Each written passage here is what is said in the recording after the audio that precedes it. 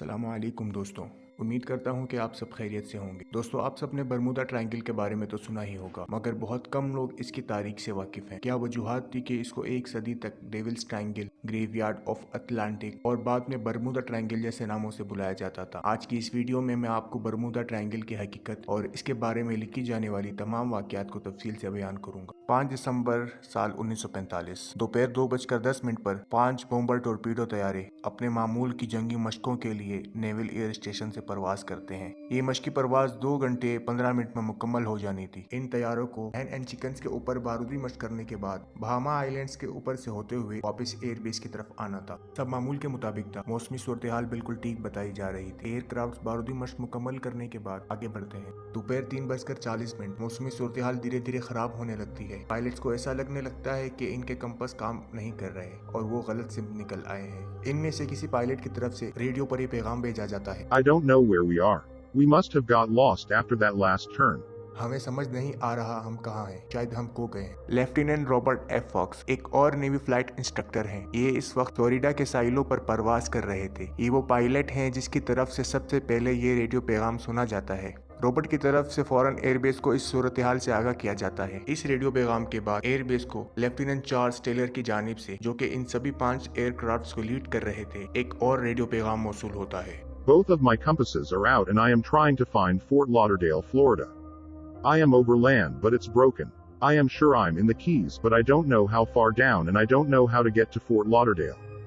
हमारे दोनों कंपास काम नहीं कर रहे। हमें नहीं पता हम कहाँ हैं। हम ना हमवार पथरीली जमीनों के ऊपर हैं। ऐसा लगता है हम कीज में हैं। कितनी गहराई में हम नहीं जानते। टेलर के इस पैगाम के बाद एक पायलट इन्हें तजवीज करता है कि अगर वो कीज में है तो इन्हें गुरूब होते सूरज को नजर में रखते हुए शुमाल की जानिब बढ़ना चाहिए, जिससे इन्हें फ्लोरिडा पहुंचने में मदद मिले। ये तैयारे अब शुमाल की तरफ रुख करते हैं, लेकिन इन्हें अब तक कोई जमीन नजर नहीं आती।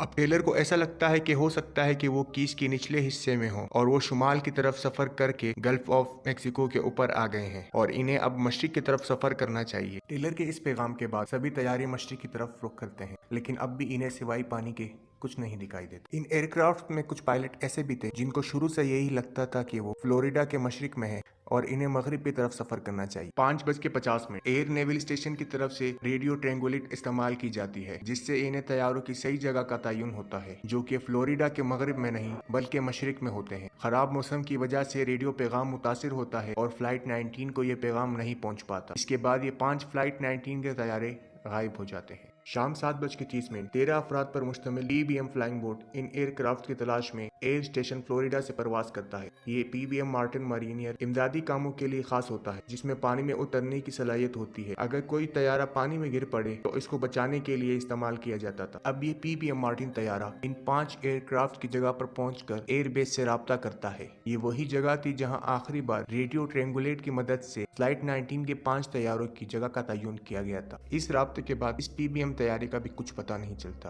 और ये भी पुरस्रार तौर पर गायब हो जाता है। इसके बाद अगले दिन इन गुमशुदा तैयारों को तलाश करने के लिए 300 तैयारे, सैकड़ों कश्तियां और कई आबदोज निकलते हैं, लेकिन इन्हें कुछ हाथ नहीं लगता। बरमूदा ट्रायंगल की ये मिस्ट्री इससे भी कई सौ साल पुरानी है। साल 1992 क्रिस्टोफर कोलंबस बताते हैं कि जब इनका सफर इस इलाके से होता है तो बगैर किसी जाहिरी सबब के इनका कंपास काम करना छोड़ देता है और इसके अगले ही पल एक आग को गोला समंदर में जाता हुआ नजर आता है। इस कहानी को बाद में मनगढ़ंत कहानी कहा जाने लगा, क्योंकि लोगों की नजर में इस बात का कोई जाहिरी सबूत नहीं मिलता। बरमूदा ट्रायंगल नाम सबसे पहले विंसेंट एच गेडिस नामी एक रिपोर्टर ने 1964 में एक आर्गोसी नामी मैगजीन में अपने आर्टिकल में शाया किया। इस आर्टिकल को द डेडली बरमूदा ट्रायंगल का नाम दिया गया और ये सबसे पहली बार था जब बरमूदा ट्रायंगल का नाम इस्तेमाल किया गया। तब से आज तक हर कोई इसे बरमूदा ट्रायंगल के नाम से जानता है। इस आर्टिकल में विंसेंट एच गेडिस नामी शख्स ने इन तमाम गायब शुदा तैयारों और कश्तियों का जिक्र किया था जो इस बरमूदा ट्रायंगल में जाके गायब हो गए। इस आर्टिकल के बाद बरमूदा ट्रायंगल की पुरअसरारियत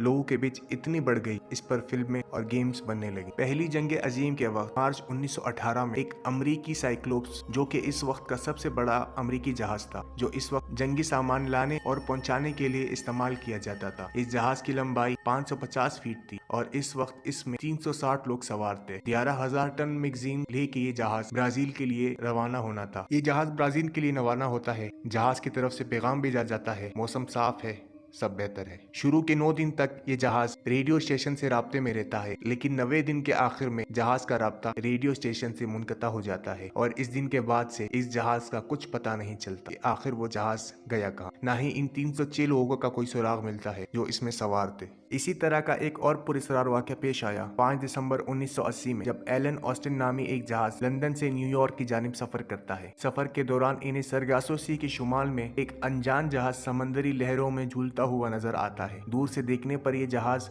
बेतरतीब चलते हुए नजर आ रहा था। अब एलन ऑस्टिन के कैप्टन बेकर अपने साथियों को हुक्म देते हैं कि इस जहाज के करीब रहा जाए और इसकी 2 दिन तक निगरानी की जाए कि आया इस जहाज में कोई है भी कि नहीं। ठीक 2 दिन तक इस जहाज के करीब रहा जाता है, लेकिन दूसरे दिन के आखिर तक इस पुरस्कार जहाज के अंदर से किसी किस्म की कोई हलचल महसूस नहीं की जाती। अब तक एलन ऑस्टिन के कैप्टन को यकीन हो जाता है कि इस जहाज से हमें कोई खतरा नहीं, क्योंकि इस वक्त वहां से गुजरने वाले जहाज को बहरी कज़ाकों से खतरा रहता था। अब एलन ऑस्टिन का कैप्टन अपने साथियों के साथ पुरस्कार जहाज में कदम रखता है। कैप्टन की तरफ से आवाज लगाई जाती है, क्या कोई है जहाज में? लेकिन इन्हें कोई जवाब नहीं मिलता। अब इस जहाज के अंदर से अच्छी तरह से जायजा लिया जाता है। जहाज पर किसी किस्म के हमले के कोई निशान नहीं मिलते, ना ही इस जहाज के अंदर कोई मौजूद होता है। हर चीज अपनी जगह पर मौजूद होती है सिवाय इस जहाज पर लगे तख्ते के जिस पर इस जहाज का नाम होना चाहिए था, वो वहाँ से गायब होता है। अब इस जहाज का जायजा लेने के बाद एलन ऑस्टिन के कैप्टन को ऐसा लगने लगता है कि हो सकता है ये जहाज होंडरास से होते हुए मेडिटेरियन पोर्ट की तरफ जा रहा हो, लेकिन इन्हें समझ नहीं आ रहा था कि इसके अंदर जो लोग मौजूद थे वो आखिर गए कहाँ। अब कैप्टन बेकर की जानिब से हुक्म मिलता है कि इसके साथियों में से बेहतरीन लोग इस जहाज पर जाएं और इसे हमारे साथ साथ न्यूयॉर्क तक लेकर आएं। अब इस जहाज को भी अपने साथ न्यूयॉर्क के सफर में शामिल कर लिया जाता है। अगले 2 दिन तक सब मामूल के मुताबिक चल रहा होता है। दोनों जहाज एक ही रफ्तार से मंजिल की तरफ रवा होते हैं, लेकिन तीसरे दिन इन्हें शदीद बहरी तूफान का सामना करना पड़ता है जो कि कुछ दिनों तक चलता रहता है, जिसके बाद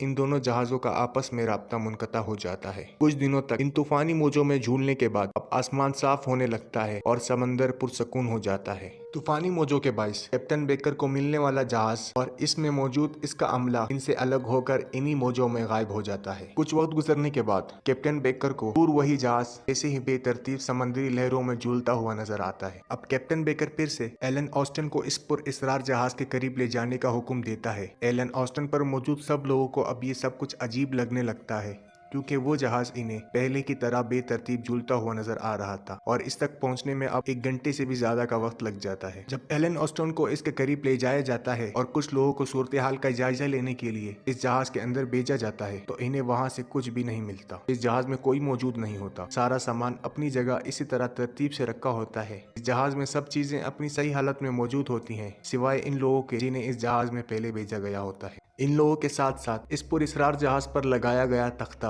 जिसमें इस जहाज को नाम दिया गया था, पुरअसरार तौर पर गायब था। एलन ऑस्टिन पर मौजूद अब सभी लोगों को यकीन हो गया था कि इस जहाज का ऐसे लावारिस समंदरी लहरों में भटकना ऐसी बात नहीं थी जिसे नजरअंदाज किया जाता। एलन ऑस्टिन पर मौजूद सभी लोगों की ख्वाहिश थी कि इस जहाज को यहीं छोड़कर अपना सफर जारी रखा जाए, लेकिन कैप्टन बेकर अब तक इस जहाज का लालच लिए इसको किसी सूरत छोड़ने को तैयार न था। कैप्टन बेकर की जानिब से तमाम लोगों को एतमाद में लेकर इनमें से कुछ लोगों को हथियारों के साथ इस जहाज में भेजा जाता है और इस बार इन दोनों जहाजों के दरमियान का फासला कम रखते हुए सफर शुरू किया जाता है। अब ये दोनों जहाज दोबारा न्यूयॉर्क की तरफ सफर कर रहे हैं। अगले कुछ दिनों तक सब बेहतर होता है, लेकिन फिर मौसमी सूरत हाल बिगड़ने लगती है। चारों तरफ धुंध फैल जाती है जो कि इनके लिए और मुश्किलात खड़ी कर देती है। एलन ऑस्टिन को धुंध हटने तक अपनी जगह पर रोक दिया जाता है। कुछ दिखाई ना देने की वजह से दोनों जहाजों के राब्ते एक बार फिर टूट जाते हैं। अब धीरे धीरे धुंध डलने पर इन्हें मालूम होता है कि समंदर में मिलने वाला पुरअसरार जहाज एक बार फिर से गायब हो गया है